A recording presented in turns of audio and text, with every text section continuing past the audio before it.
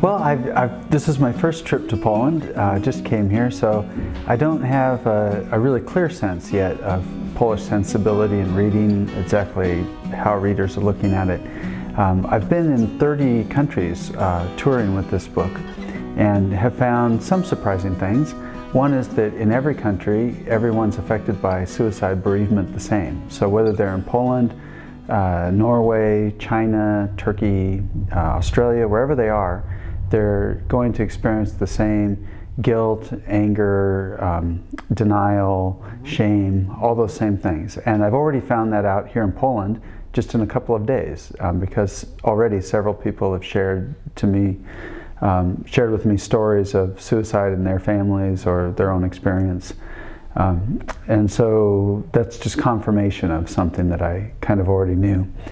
As far as a larger sense of like how Polish readers read or what their particular interests are, I'm so new here. I've only had a couple of days. I've met some really fun Polish writers. Like I had met Dorota Maslowska before at a festival in Bali, and I saw her again at this festival here, and I love her book White and Red. It's just fantastic, and hearing her talk also, it makes me think that it's possible to have a sensibility that's very close in a way. I mean, the kind of energy of her voice in her book and the kind of freedom she has to talk about everything there, that's what American writers are looking for also. So, so far it doesn't seem different. The Polish writers I've met, they look at writing the same way that I look at writing, and the readers I've met are very sympathetic and reading very close to what the book is. So there hasn't been any dissonance, no surprise readings that catch me off guard or make me think like, what kind of world are you seeing? Like, so far it's been really easy to be here actually. I feel like kind of at home. Well, I actually keep having new book launches for this book. It keeps coming out in a different schedule. This is the most recent launch for it, but I think it was just last year. It was in Hungarian, and it had other new languages not long ago, and some languages still to come out in. It still isn't out in Swedish, for instance, because they reversed the order. Also, I don't feel that the book was closed or put away, or that it ever will be, because I was writing about my father's suicide, the central event in my life, the event that affected me most, and writing about my life and vision of the world. And the books, all of my books to me are still living things. They're not completed objects, and they're not separate from me. And I would never get tired of thinking about them or talking about them, because my perspective on them and on the material and on my family and my life keeps shifting. I keep learning new things and seeing things a little bit differently, partly because of touring and talking with people and having interviews in different countries. When I go to France, for instance, I usually learn what I've written in my books. I write the books somewhere else, and then I come to France to learn what they are, because I spend about 6 weeks a year there, and the journalists are so careful in their reading, and they've read so many of my books, and a lot of times in bookstore events they'll have several doctoral students who have studied my books ask me questions about them, and they teach me new things. Like, that's where I realized that the books are all about religion, for instance, and that a character I thought was based on my stepmother is actually based on my sister, and you know, all kinds of things I actually learned from somewhere else. So to me, the touring and talking about the books, the interviews, the meetings are actually a living part of still understanding what it is that happened unconsciously in the writing of the books, what was revealed, what was explored, and these are still living parts of my story, of my life. So I don't view any of them as ever being closed, and I don't ever resent going back to something years later. And in fact, my newest novel that comes out in March is a return to writing about my father 20 years later. It was 20 years between writing this current book, Legend of a Suicide, and the new one coming out. And it was because I learned new things about my father and had to think about his suicide in a different way over those 20 years, and wanted to explore something completely different in another book about him. What kind of things? Oh, well, there were two very surprising things that I learned about my father when I was on a book tour in 2015 for another book called Aquarium. one was maybe I shouldn't give all the details for how I learned it or why, but I guess it's okay, actually. My stepmother's really great. The book is dedicated to her, and she's always been really forthright and honest about sharing details of her life, and she's been fine with me writing about that. My father killed himself while talking on the phone with her. He said, "I love you, but I'm not going to live without you," and pulled the trigger while she was at work in another state. He was in Alaska, she was in California. And his family really blamed her for the suicide, and he had broken up their marriage. It was his fault, but he wanted to get back together with her, and she was with another man and was moving on. But what I learned, the new thing I learned that I didn't know before, was that they were together right at the end. And in the hotel room, he brought his satchel of like toiletries, and he had his loaded .44 Magnum handgun there. And when she looked in the bag and saw it, she knew immediately that that was for her. She really thought that he was going to kill her before killing himself. And she had just lost her parents to murder-suicide 11 months before that. Her mother had shot her husband and shot herself. So this was a startling new thing for me to think of. First, to know that they were together right at the end, which I didn't know, and also to think about the possibility that my father could have considered killing her or someone else before killing himself. I've written a book about a school shooting, nonfiction book, where the mass murderer killed 5 others and wounded 18 before killing himself. And I wrote about him as a suicide, that killing the others was part of his suicide. He'd had half a dozen unsuccessful attempts before. And so I was aware of that possibility in others, but I hadn't thought of it for my dad. So it made me have to rethink moments with him and re-examine everything. And then also, the other second big change that I was exploring is about guilt. Right after the suicide, all of us felt guilty. My father asked me to spend a year in Alaska with him, and I said no. And afterward, he killed himself, and I felt very guilty that if I had said yes to spending the year in Alaska with him, then he would still be alive. And others in the family had guilt too. My uncle was supposed to not leave him alone, go to Alaska with him, keep his gun and shells separated. But my father, who was his older brother, talked him out of it at the airport and really seemed fine. And I can understand for my uncle that that would all seem reasonable. But then my father went up and killed himself. And so my uncle felt so guilty after that. So the guilt that people feel after suicide is never fair. The fact is, all of us none of us live our lives perfectly. We all make small mistakes in relationships. It's always messy. And if someone has an abrupt rupture, they're going to leave us in some point where things weren't perfect. And so we shouldn't feel guilty.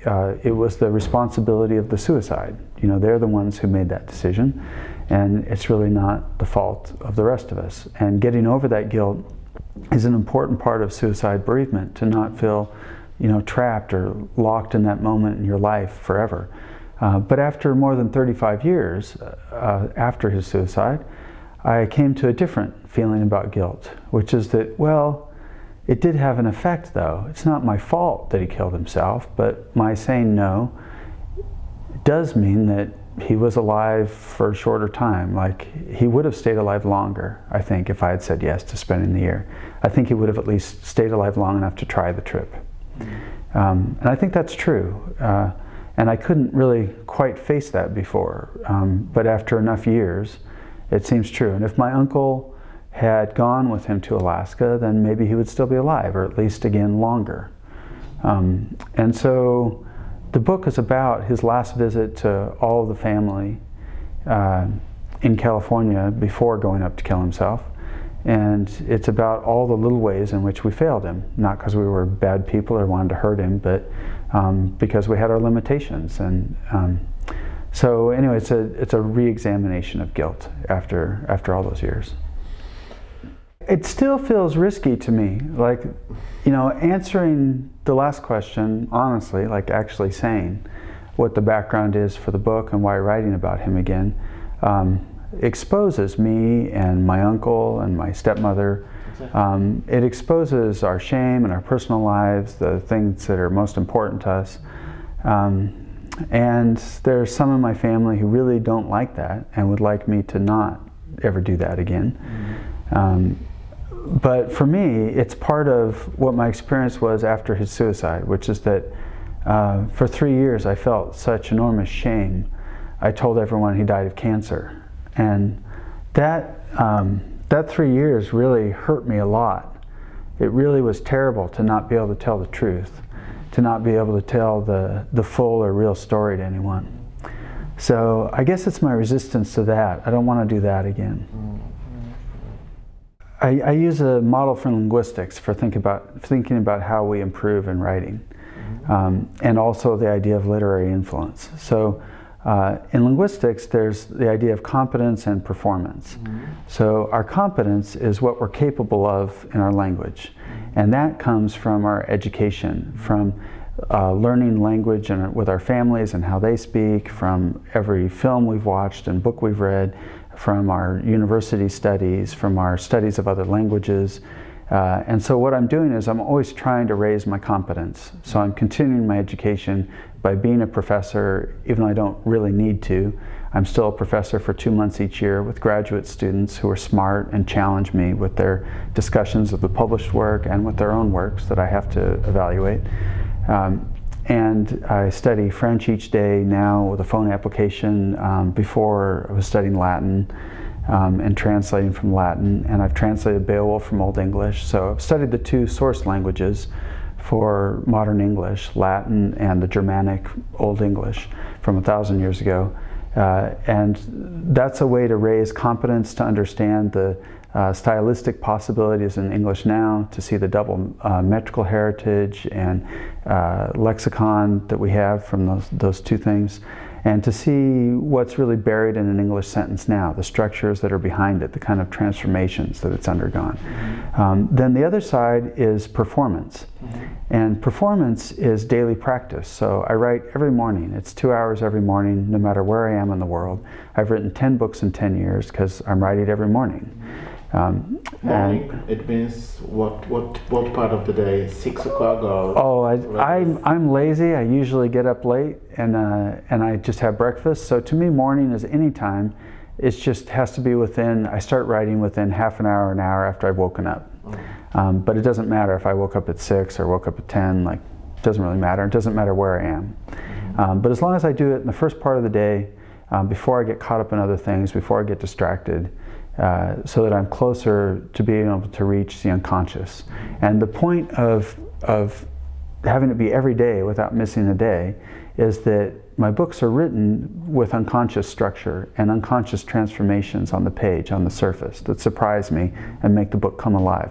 If I miss days, that doesn't happen, because there's not a chance for the unconscious to make it all stick together. So when I write, I have no plan or outline. I have no idea what will happen. And this all began because of my first book that's translated here, Legend of a Suicide, because there's an enormous surprise in the middle, which I didn't see coming. And it changed everything. It was one of those unconscious moments of transformation. And it opened up the story in a completely different way.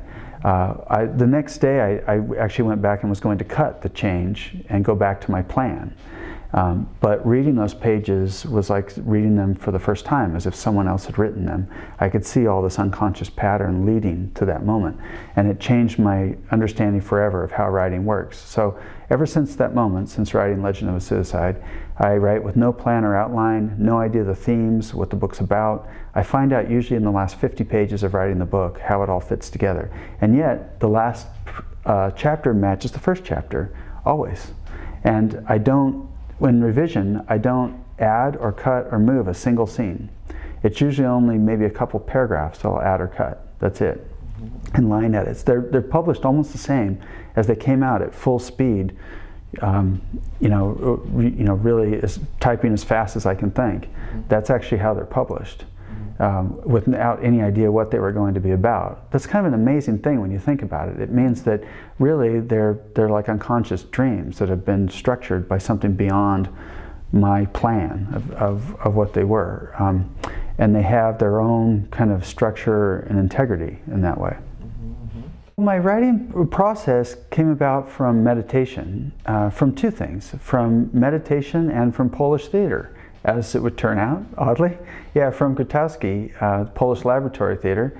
That was an influence, the only influence really, on my high school drama teacher, who's fantastic in California. And that's the kind of theater that she taught us, where we didn't fake emotions, but we had our voice be like dry grass to represent sadness. And we didn't block out our movements and where we would be. Instead, we took on animal associations for our bodies. And it was an intense drama experience. My friends in it all stayed together for a year afterwards and went to Poland.